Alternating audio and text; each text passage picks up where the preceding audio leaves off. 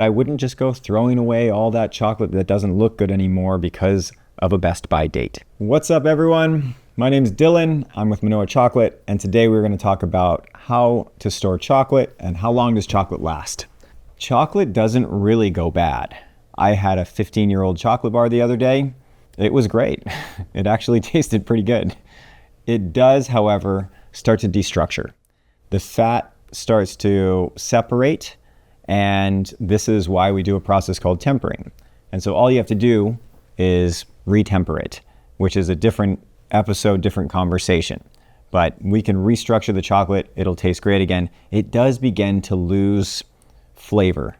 So compounds continue to volatilize, and it just starts to fade, especially cacao that has a high acid, which can make it better, which is why sometimes chocolate is stored and aged.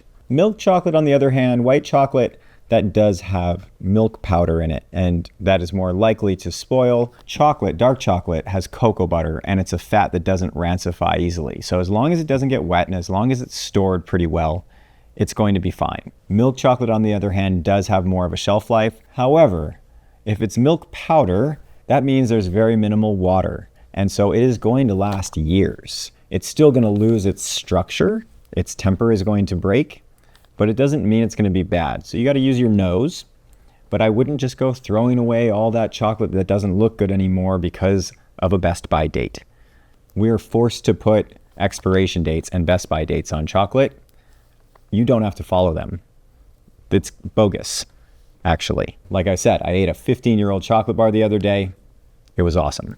Storing it, 18 degrees Celsius, 68 degrees Fahrenheit. That's kind of the magic number, but really you could store it in your refrigerator. You could store it in your freezer. It's going to freeze the fat. You can leave it at up to 74 degrees. The crystal structure, the temper, starts to break apart around 74 degrees Fahrenheit.